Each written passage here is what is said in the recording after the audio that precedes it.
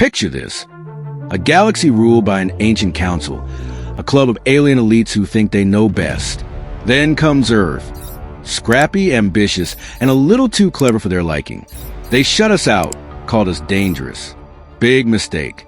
This is the story of how humanity turned rejection into a revolution, building an empire that changed the stars forever. Buckle up, because this ride's about to get wild. 10 years ago, I stood in the heart of the Galactic Concord, a shimmering dome where 300 alien species played gatekeepers of the cosmos. My name's Elena Carter, Earth's trade envoy, and I was there to plead our case for membership. The Concord's chamber glowed with floating platforms, each holding a delegate in robes fancier than a royal wedding. At the center, me and General Marcus Kane face High Arbiter Vexera, a towering figure with crystal skin that sparkled like a chandelier. Her verdict hit like a meteor. Earth's petition is denied, she declared, her voice echoing like a gavel. Your species advances too swiftly, your hunger for progress too reckless. You threaten the balance we've upheld for millennia. The chamber buzzed with agreement, but I caught a few delegates, tentacled, scaled, glowing, looking uneasy. Marcus, stone-faced with fire in his eyes, leaned into the podium. You're not rejecting us, he said, his voice steady as steel. You're underestimating us. Progress isn't a threat, it's a promise. You'll see. As we walked out, the Concord's doors sealed behind us with a hiss. I glanced at Marcus. They're scared of us, I said. He smirked. Good. Let's give them something to be scared about. That rejection wasn't a door closing. It was a launch pad. The Concord thought they could bottle humanity like a river in a dam. But rivers don't stay contained. They carve new paths. Back home, the news spread like wildfire. Governments convene emergency sessions. Scientists drop their pet projects, and everyday people, engineers, teachers, dreamers, rallied around a single idea. If they won't let us in, we'll build our own door. It started small with underground labs and hidden funding. But soon it snowballed into a global effort. Factories repurposed for space tech. Universities churning out new theories overnight. We weren't just building ships. We were rebuilding our destiny. I remember the first breakthrough vividly. It was in a makeshift lab in the Himalayas, where Dr. Aisha Patel and her team worked around the clock. The air was thin, the nights cold, but their passion burned hot. They were tinkering with what would become the phase warp drive, a concept the Concord had dismissed as impossible. Elena, Aisha said one dawn, her face lit by holographic displays. Watch this. She activated the prototype, and space itself folded. A tiny model ship vanishing from one side of the room and reappearing on the other in a blink. It was magic, pure and simple, born from human ingenuity. We celebrated with instant coffee and high fives, knowing this was just the beginning. Word spread and allies trickled in, not just from Earth, but from fringe worlds tired of the Concord's iron grip. A group of nomadic engineers from the Andromeda outskirts arrived first, bringing exotic materials we'd never seen. Then came defectors, scientists who chafed under the Concord's bans on risky research. Our team grew diverse, a melting pot of ideas where a human physicist could argue quantum theory with a tentacle theoretician from Zeta Reticuli. No egos, no hierarchies, just results. As months turned to years, the Orion Nexus took shape. Hidden in Saturn's rings to avoid prying eyes, it was a marvel. Massive docks extending like spiderwebs, labs humming with energy, and assembly lines that never slept. I toured it once, floating through zero-gravity corridors lined with prototypes. The air smelled of ozone and ambition. Workers in suits welded hulls that could withstand black hole edges, while AI systems optimized designs in real time. The Apex Vanguard was a crown jewel, a Titan-class carrier so vast it blocked out stars during tests. 3 kilometers of sleek alloy, armed with plasma cannons that could vaporize asteroids, and bays holding 600 strike craft. Each one a dart of death and precision. But power was the real challenge. Conventional fuels wouldn't cut it for interstellar leaps. That's where the Nova Core came in. Dr. Patel's team delved into interdimensional realms, pulling energy from parallel universes the Concord had labeled forbidden. It was risky. One wrong calculation, and you could rip a hole in reality. but we danced on that edge. The first test lit up the Nexus like a supernova, providing limitless, clean power. No more fuel shortages, no more limits. It was like humanity had tapped into the universe's secret battery, and the Concord's vaunted scientists would have turned green with envy if they had skinned a turn. By year 5, the Terran Alliance was born. Not just Earth, but a coalition of 20 worlds, all drawn to our banner of freedom. We shared tech openly, held joint exercises in the Oort Cloud, and forged bonds stronger than any Concord treaty. Pirates skirted our borders, but our patrols, sleek phase warp scouts, kept them at bay. We explored uncharted sectors, mapping nebulae and discovering resources that fueled our growth. Life on Earth changed too. Cities gleamed with anti-grav tech, medicine leaped forward with interdimensional insights, and kids dreamed of captaining starships instead of cars. Yet whispers reached us. The Concord was faltering. Their rigid rules stifled them while we soared. Delegates who'd once mocked us now sent covert messages, probing for alliances. We smiled and waited. Humanity's strength wasn't just in tech. It was in patience, in turning adversity into advantage. Like a seed cracking through concrete, we were unstoppable. Trouble came knocking in year 6, but we were ready. The Crimson Marauders emerged from the shadows, a ragtag fleet of outlaws who'd raided abandoned Concord labs. They had pieced together crude phase warp imitations, slipping through hyperspace like ghosts to hit trade routes. Colonies burned, supplies vanished, and the galaxy trembled. The Marauders weren't just thieves. They were a symptom of the Concord's decay. Outdated defenses, complacent leaders.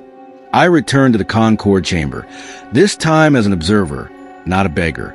The once grand hall felt stuffy, delegates arguing in circles as holographic maps showed red dots of attacks. High Arbiter Vexera's crystal skin had lost its luster, cracks of stress visible.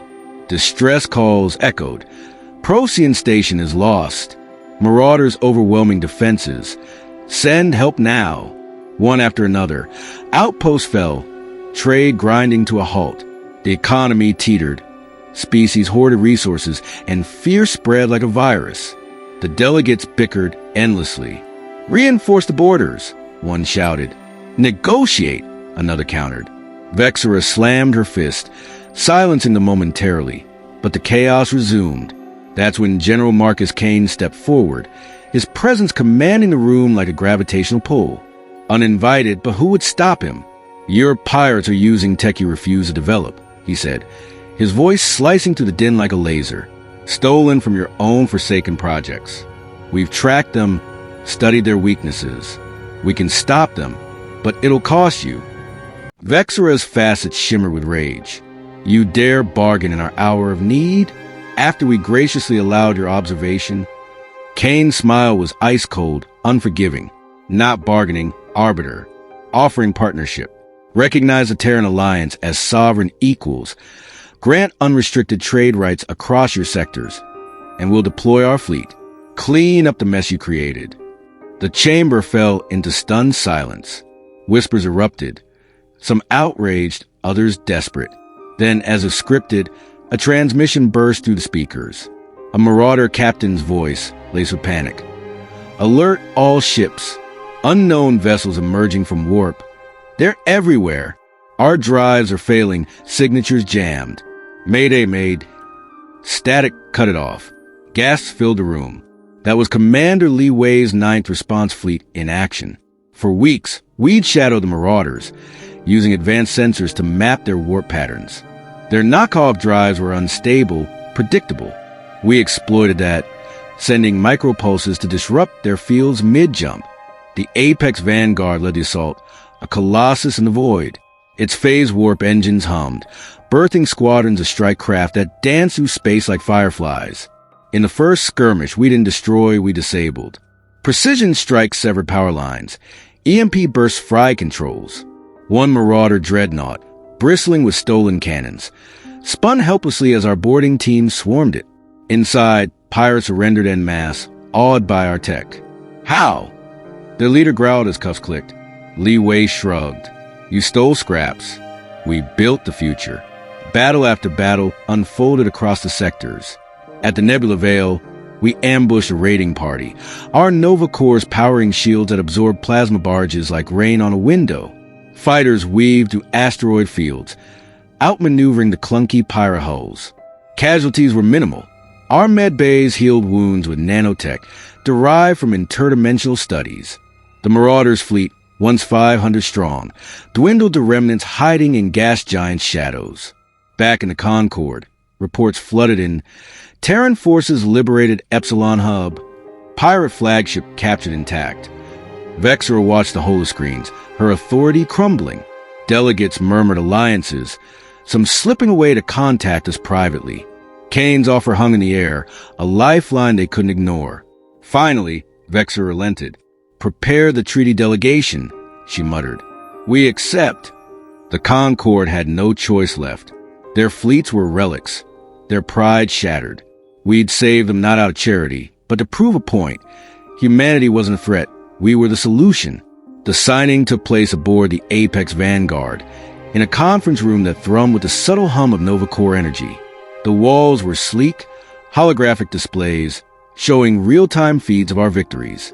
Marcus Kane, now elevated to Alliance Chancellor, sat at the head of the table, flanked by Dr. Patel and Commander Way. Vexra and her entourage arrived via shuttle, their opulent robes clashing with our utilitarian uniforms. "Chancellor Kane," Vexra began, her voice strained but formal, "the Galactic Concord acknowledges the Terran Alliance's contributions. We agree to your terms, sovereignty recognition, open trade lanes, and technological exchange protocols under mutual agreement." Marcus leaned forward, his eyes sharp. "Let's be clear, Arbiter. The Terran Alliance welcomes all worlds as equals. No gatekeeping, no arbitrary stagnation. Join us fully, or be left in the dust of progress.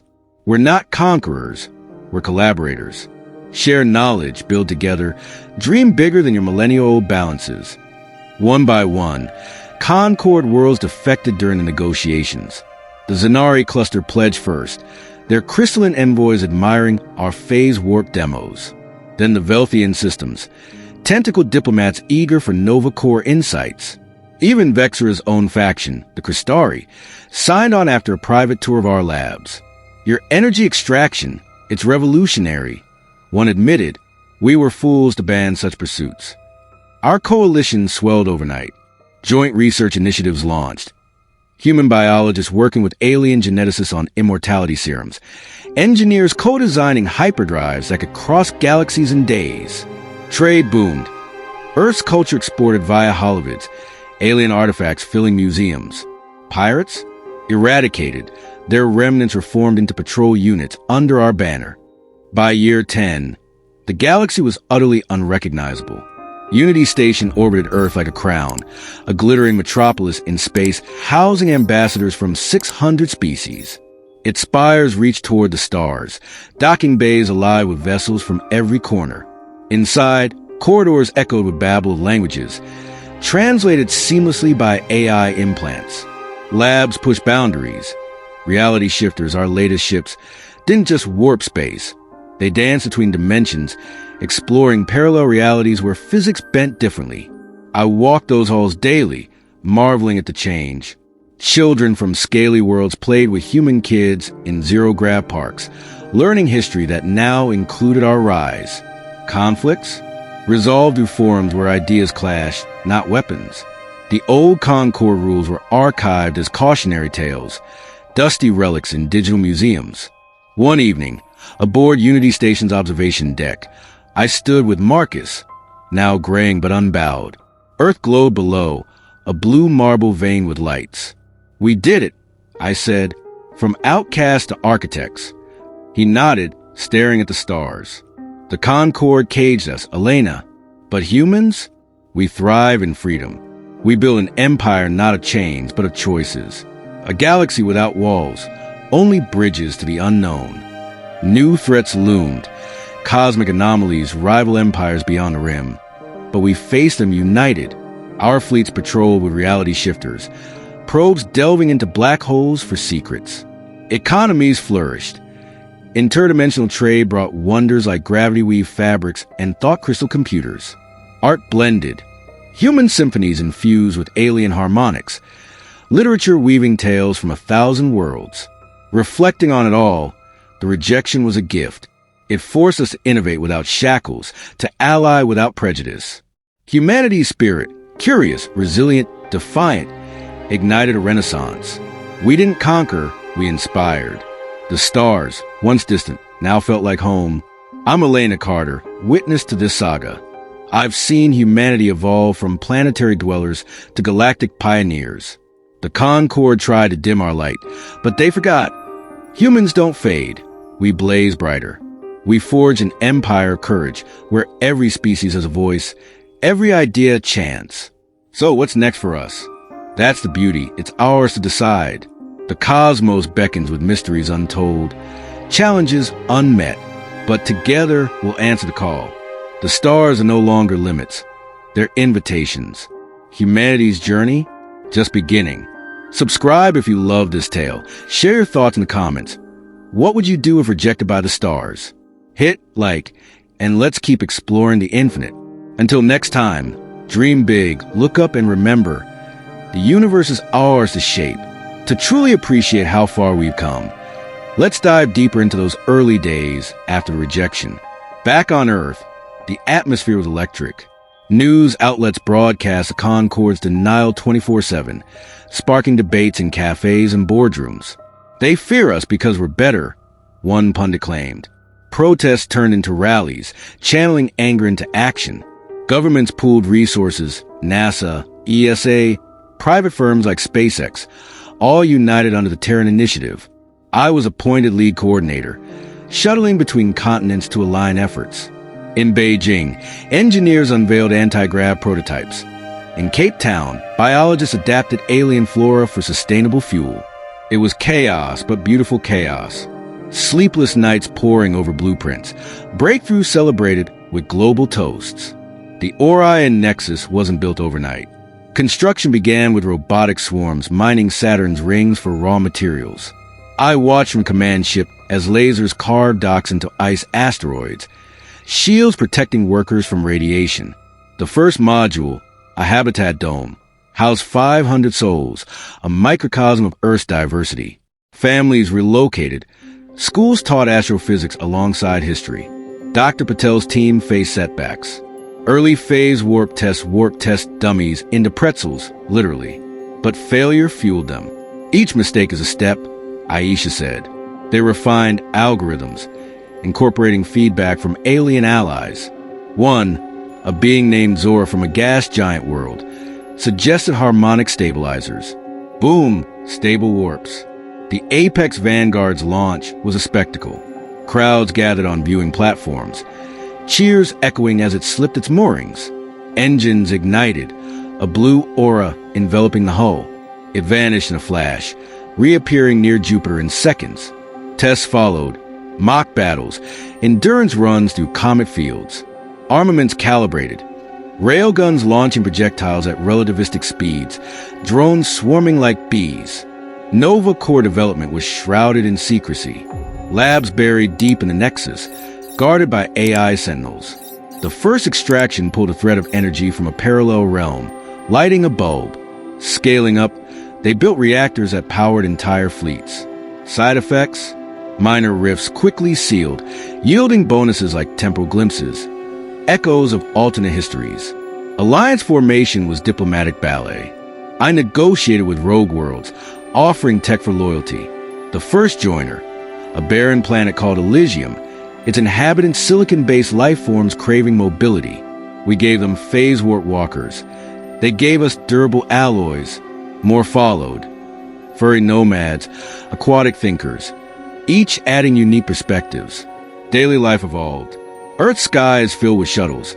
Cities expanded upward with grav lifts. Culture shifted. Sci-fi became reality. Education emphasized STEM and empathy. We prepared for conflict, training pilots in sims that mimicked alien tactics.